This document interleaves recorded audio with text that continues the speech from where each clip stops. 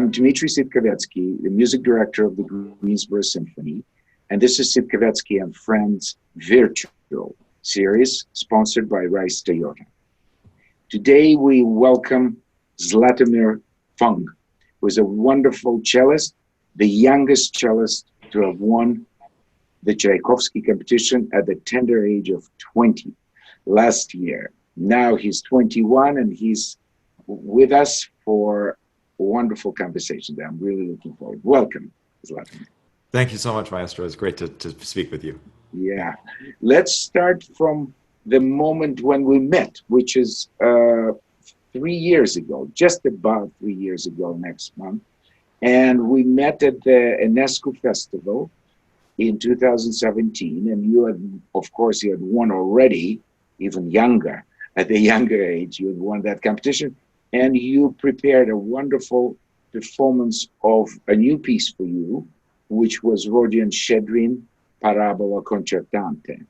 And we worked with the UNESCO Philharmonic Orchestra, and I met your father, who was there as well. And so I just noticed that actually this week, you were supposed to be playing this weekend, of all things, Strauss Don Quixote in Bucharest, isn't it?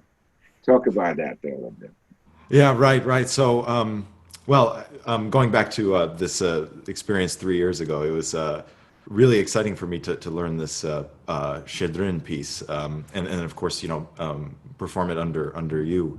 And that was wonderful. And I've been to Romania a few times, and this one, which was supposed to be around this time, they had asked back in the spring whether I could do the Don Quixote for the opening concert of the competition this year. But with the situation with the coronavirus, plans had to be changed. But I hope to be back there at some point again. Absolutely, yeah. Well, I was supposed to be there next week as the president of the violin jury of the UNESCO competition. And now they actually have not postponed or canceled it. They decided, unusually, but rather interesting, they will have a first and second round online. And then the semifinal and the final will not be held until second half of May. Oh, wow. At that time, hopefully, and the idea that we will be all in person in Bucharest. Right. So we probably, if you'd stayed a little longer in Bucharest, we probably would have met in Bucharest next week, or maybe even this weekend if I came earlier. So, but as it happened, I'm really thrilled to see you here. And of course, at least, these days we meet on Zoom or on any other platform that's possible. I've been teaching a lot on Skype or on Zoom or FaceTime. We've adapting different kind of ways of communicating.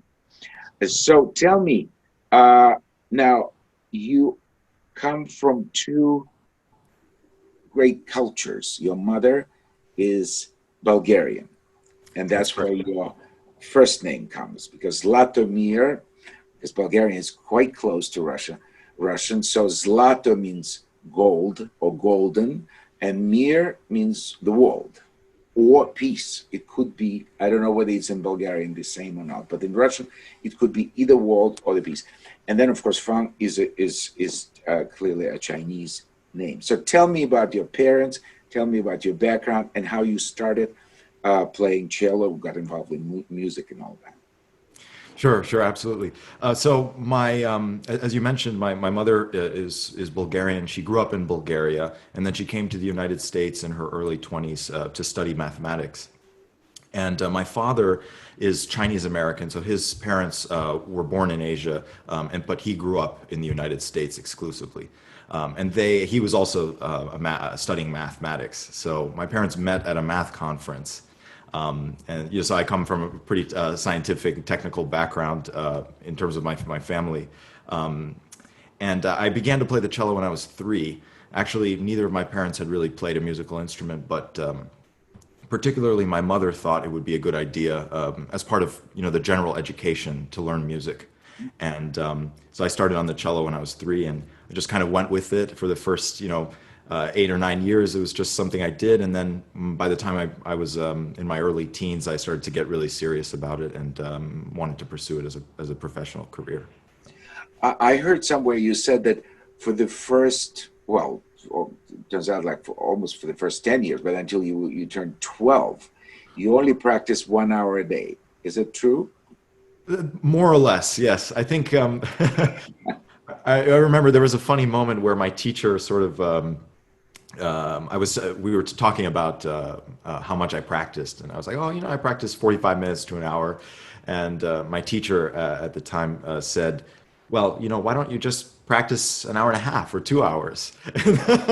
And I was like, well, can't argue with that. It's not that much to ask, but it's very interesting because I come across, and I'm sure you have also, with youngsters and really young proteges for us. So they spend their whole waking hours, most of their waking hours, just with the violin or the cello or piano, just practicing nonstop. But there is something to be said about something I've learned later on. Not that I ever practiced quite so many hours as one would expect, but I was at the age of, I don't know, probably 7 or 8, and I started at 5. I was expected already to practice, because of the repertoire and everything, probably good 3 hours. I don't think I was ever comfortable practicing much more than that. But one learns later in life, when the time is tighter, how to practice effectively, but not as much. And this is in my teaching. I'm trying to most of the time try to open one's ears. So if you hear what you're doing, because a lot of, especially violinists, they have all that sound, and they keep getting the same mistakes, and they don't hear them. Bad bow change, bad string change, intonation, certain things, the bad shifts and so forth. If you keep repeating it, it actually gets worse. So there's definitely a virtue in practicing just limited amount of. But how much did you practice once you entered? And you entered very soon after 12. You entered your first competition, at 14? I think my first international one I was 13. It was the Tchaikovsky competition for young musicians. Yeah, yeah. So you, after only 1 year of extensive practicing, you already went into competition. I don't know. I found myself very motivated by the idea of also going abroad and playing. It was just very exciting for me. It was. I was very happy once I started working harder, and I felt like I was learning more and improving at a quicker pace. And I think those were very important couple of years in terms of my development. From 12 to 14, about, right? Yeah, 12 to 14 or 15. Yeah, I'd say that those were very important for sure. Yeah. Wonderful. And you increased your practicing, to 2-3 hours, maybe even more? Around 3 hours a day, or 3 to 4 hours. Yeah. And then. And you kept your school curriculum intact. By that time, you moved already. Your family moved from. Tell about where you grew up, because you grew up in this small place in Oregon, right? That's right. I grew up in Corvallis, Oregon, until 2008, and then my family relocated to the Boston area, and then I started attending New England Conservatory preparatory school. So that's where I was starting to do more musical activities, and then but in terms of the schooling, I by the time I was 13, I actually had left the public schooling system, and I was doing a distance learning curriculum. So I didn't have to attend classes, and I could do my work on my own pace and schedule. I would still have teachers who would review it, and I would send the work to them electronically over email or shared documents. But it was great to have that flexibility, and if I were going to travel to a competition or something, I could stop doing schoolwork for 2 or 3 weeks and then return to it afterward, and it was not a problem. And catch up on everything. Yeah.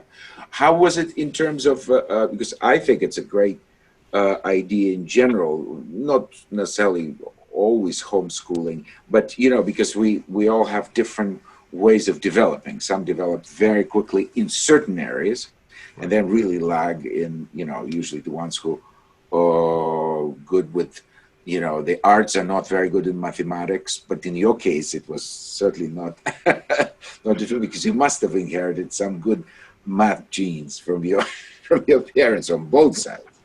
It's funny. I don't think I did. I No, actually, the highest math course I ever took was pre-calculus, and I didn't get it. really. I didn't do very well. So all of that talent went into the musical genes. That's wonderful, because you did remarkably quickly. You progressed and then became what I would call, looking at your at your just the number of competitions you won. And actually, a year ago, that's another time. That's the last time we saw each other briefly at the Tchaikovsky competition, when I approached one of the jury members. I said, "Well, how was your competition?" He said, "Well, I mean, it was very high level," and indeed, it was very high level of the contestants. But said, "I mean, Zlatomir Fung, he wins every competition he enters." So there was that was like, no. So you became sort of a serial winner for the competition. Because if I look, you won the, of course, young concert artist, which is important because you get a manager. Then you won the Harbin competition, Schoenfeld. You were what, 16 when you went there, or younger still? I was 18 actually. This was 18 already. 2 summers ago. Yeah. Just 2 summers ago. Great. So Or that was after UNESCO, I guess. Yeah, it was after UNESCO. Yes, this was 2018. So I was 19 actually. I'm sorry. 19 already. Oh my goodness, it's getting old by a minute. So now let's move to Moscow. How was that? It was not the first time you went to Russia, yeah? Because you went to the young competition, or it was not in Russia? The Young Tchaikovsky competition was actually in Switzerland in 2012. So this was my first time going to Russia. First, yeah. Yeah, yeah, and of course it was just amazing. The cello competition was held in St. Petersburg, and I just felt so I was so moved. Just also by the idea that all of us all around the world were sort of coming together, and then celebrating music and playing music, and we all came from such different backgrounds, but we all loved the same things. And then of course the music that I was playing had a lot of it had sort of a deep connection with the city itself. The concerto I played in the final round, which is the second cello concerto by Shostakovich. I think it's so influenced by his experiences during the Second World War in Leningrad and everything. So it was very meaningful to perform there. Yeah, and of course you played, I'm sure, in that fantastic hall, which is the Большой Zal of Leningrad. Now it's St. Petersburg Philharmonic, which now the Philharmonia that has the name of Shostakovich, and that's where most of his symphonies and violin and cello concerti were all performed there. But you also did play the Rococo variations, which I would love to show a little bit, at least the last part of it. I would love for our viewers to see now.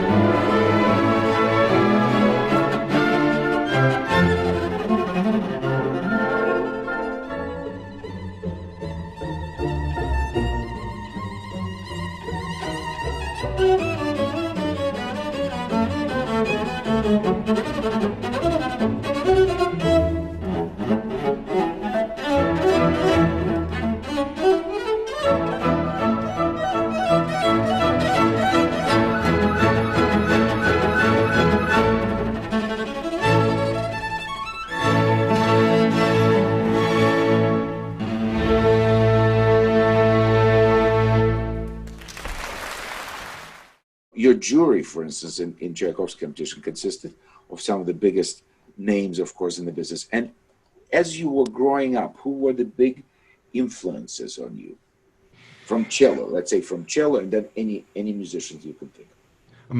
Absolutely. So, well, as you mentioned, it was really an honor to to meet for the first time some of my real heroes, like Misha Maisky, for example, who I've been listening to since I was 5, and his Bach recordings on YouTube. I've been listening to them for almost all my life, and Truls Mork, of course, that was the first time I'd met him, and he's one of my favorite cellists. Just such a distinctive quality in his playing and vocal quality.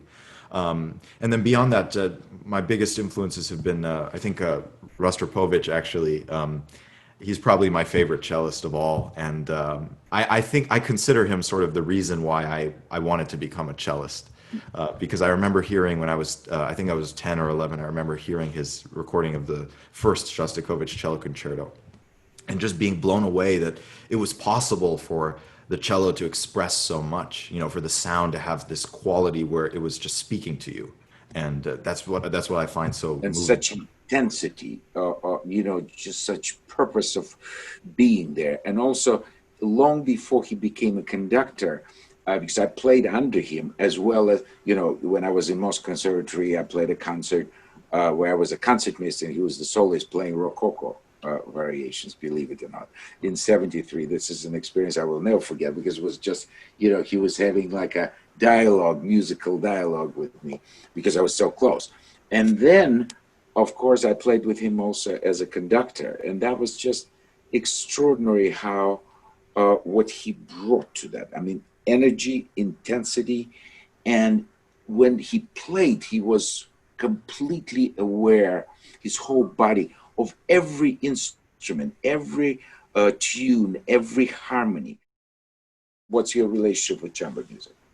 I was very lucky. I think the first chamber group I played in, I must have been 7 or 8, and we were just doing like some sort of maybe a Corelli piece or Vivaldi, like small ensemble, and yeah, I remember one of the first sort of lessons I learned. I was giving this concert. I was quite young, and I remember there were, like, one of the violinists miscounted, and as the bass line at that moment, I had to decide whether I was going to follow the person who miscounted or just keep going with what I did.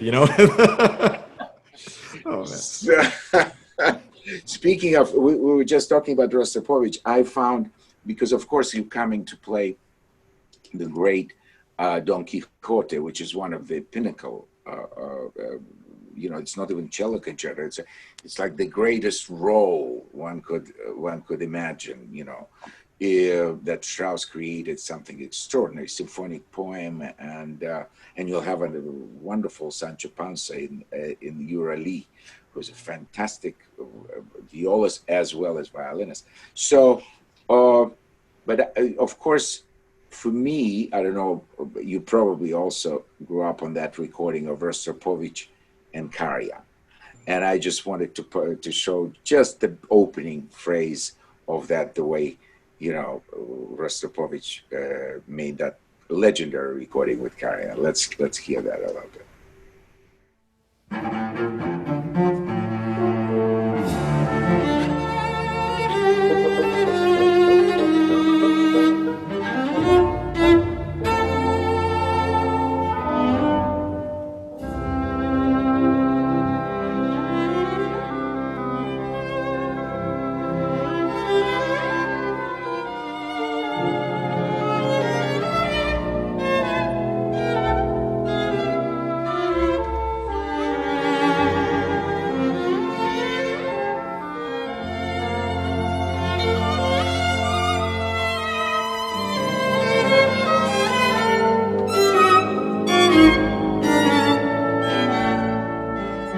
Chamber music was always important, because we will, as you know, we have this Rice Toyota and Sitkovetsky's and Friends is actually how the chamber music series is called, and it's been going ever since I came to Greensboro. I started it, and Garson Rice of Rice Toyota was so fantastic in sponsoring it for as long as it's been around, for almost 17, 18 years. It's like really long time. But we will have a wonderful program for chamber music as well, because you will play Beethoven sonata, right? Opus 105, number 2, and Yura will play Schubert, and then of course we'll all get together. I'll get my violin, and we'll play that wonderful Brahms piano quartet in the Opus 60. Have you done all of them, all of the Brahms, or not yet? I haven't yet. I've only played. Actually, the Opus 60 is the only one I haven't done. So I'm very much looking forward to it. Yeah, and the other two, of course, are just magnificent as well. So but they're also so rich in their own ways. Yeah, but that one is very special. I feel that, in Opus 25 and 26, as great as they are, Brahms was really writing symphonies in chamber music format, because he was so intimidated by Beethoven's shadow to write his first symphony. It took him a long time till he did. And in between, he was writing symphonic material, but putting it for piano quartet or string sextet or something, or trios even. But finally, when he got it out of his system, then, came the most perfect, the masterpiece of that. And that's the one we will do, with that fantastic, also slow movement and everything. It's such a privilege to be performing all this great music. Now, tell me, as far as your preferences, obviously, as every cellist, you spend a lot of time playing Bach, because I believe for you guys, as well as for violinists, Bach suites, as well as sonatas and partitas, are sort of like our musical Bible. Right.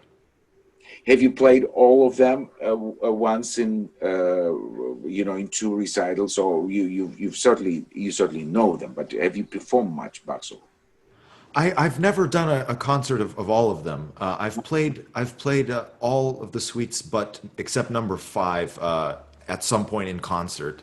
I've done a few concerts where I've done maybe two or three suites, but never all of them.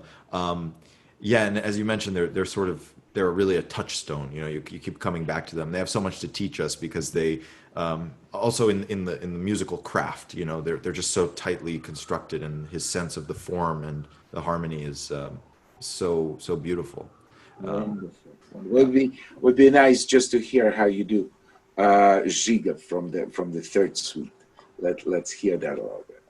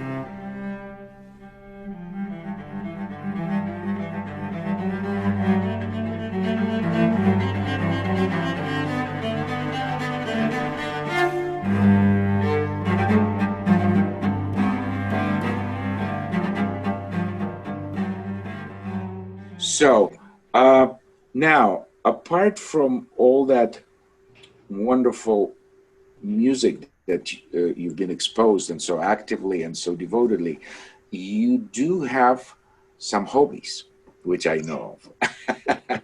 So talk to me about chess a little bit. Oh, sure. Hopefully in next year we can play a game. That would be Okay, fun. yeah. If it's a fast game, you'll beat me because you're a specialist in blitz. No, I started For to play sure. chess. Yeah, I started to play chess when I was 5, but then I kind of got more into it when I was 10 or 11. And at some point, I was going to a club and playing games, rated games in tournaments. Then at some point, I sort of stopped having the time to do that because it's far away and you have to it takes many hours and stuff. So I started moving just toward playing on the internet, very fast games. Fast And game because of limits of time. Yeah, yeah. yeah, exactly. And it's fun. You can play 6, 7 games in 30 minutes. Yeah. Well, in Russia, of course, the chess and music was always very, very close. At the time, that was long before my time, but I knew that matches between Prokofiev and David Oyster were actually held in a hall with public, were advertised, and unfortunately, something happened. I hope it wasn't the war, but something happened that they never finished the match, the official match. But then they often, once a week or so, they would meet and play because they both love the game. And that's actually how the second violin sonata, which is originally flute sonata, came to be because they would come and play. And when Oyster had this idea here, this beautiful flute sonata written in 44, and he said, Sergei Sergeyevich, I think it might work. So, oh, well, maybe, but I'm too busy. I'm writing Cinderella and I'm just too busy. So, okay. So what he would do, he would come to their weekly game and bring some sketches of violin part.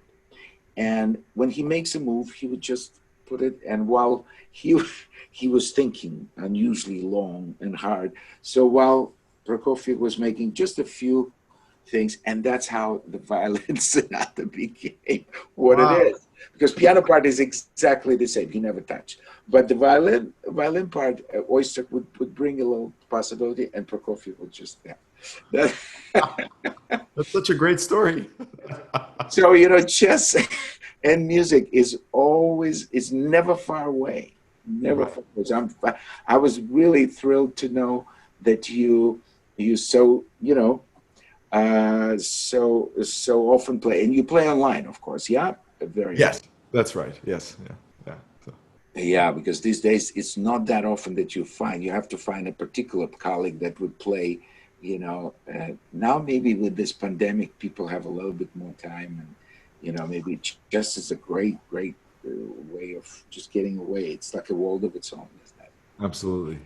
it? Great. So there is another uh, mm, pastime of yours, which is also close to my heart, uh, is movies. Oh, yes, Talk to yes. me about that. Oh well, I started really getting into cinema maybe 4 or 5 years ago, and when I moved to New York first, it was just like heaven for me because I was living right across from the Film Society of Lincoln Center, Mhm. and they show all the new films from the Cannes Film Festival in Berlin, and they bring all these great international films to New York.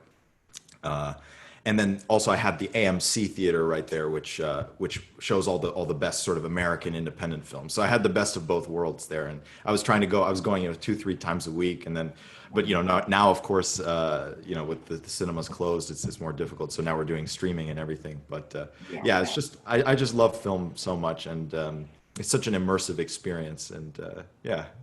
Especially in New York, because New York is one of the centers. But I think actually it's Paris that has the most cinemas, and there you can actually find at any given time a little theater which would only play Woody Allen movies, for instance, yeah, or Renoir's, or Truffaut, or international. Paris is really still the capital of cinema when it comes to shows. But in New York, I know exactly the places. It was Lincoln Plaza Cinema where they showed You know, I hear that it's not there anymore.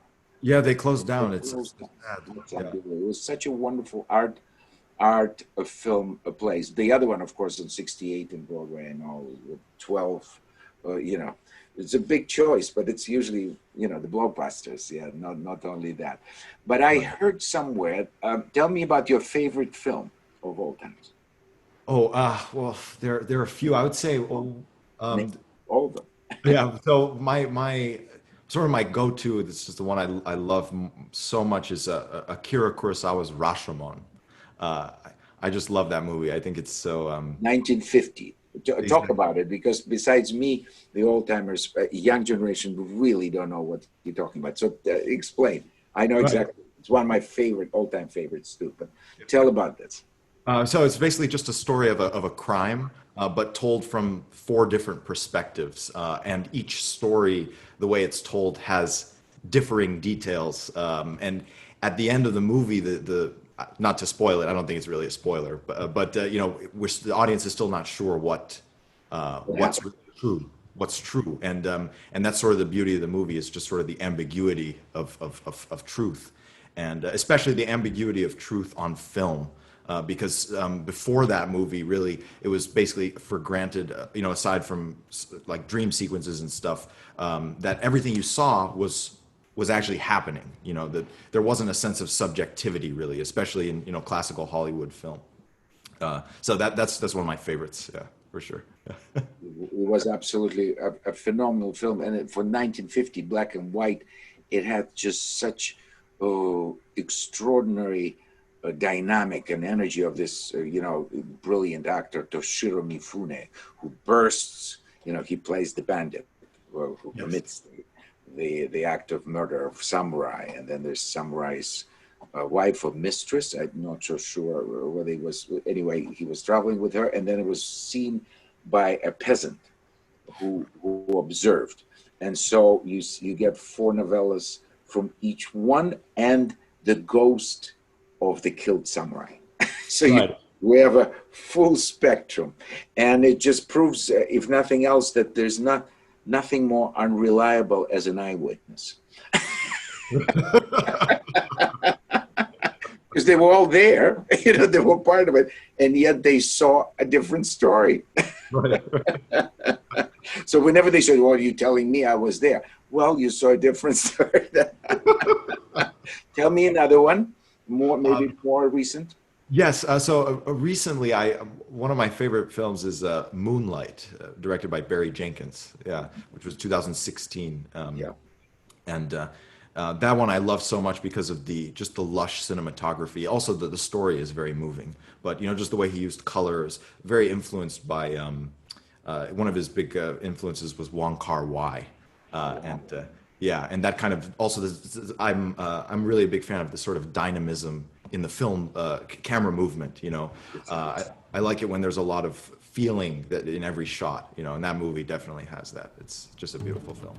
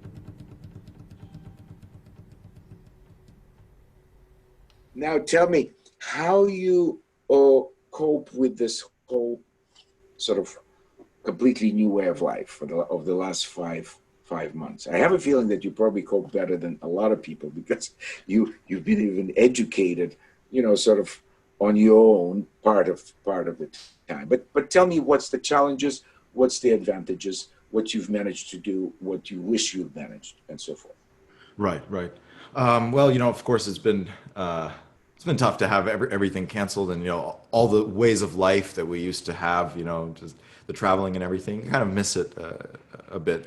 Um, but one thing that I'm really actually quite excited about and grateful for is the transition to online teaching and online things as a sort of more feasible and viable way of doing things. And also, I've just been really impressed the past 4 or 5 months. I've noticed a significant improvement in the Zoom software, for instance. I think that what they're doing now, it's so clear, it's so the audio quality is so much better for instruments than it was even 3 months ago. So I think that really, as the infrastructure keeps improving, it's very exciting that people see it more and more as a possibility, and we can connect more internationally, and we don't necessarily have to be always together to do great things. So I try to look on the bright side.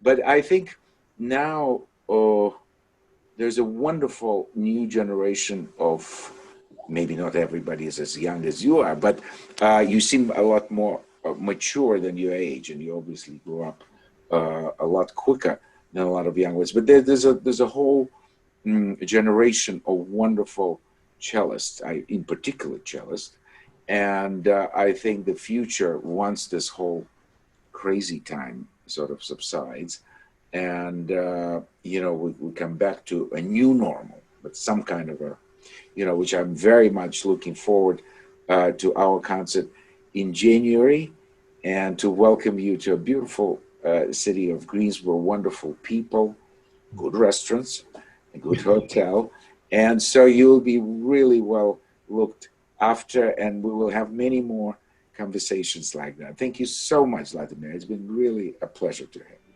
Thank you so much. Thank you for all your wonderful stories, and really thank you, Maestro. Great. Great to have you. Great to have you. See you in January. Yes.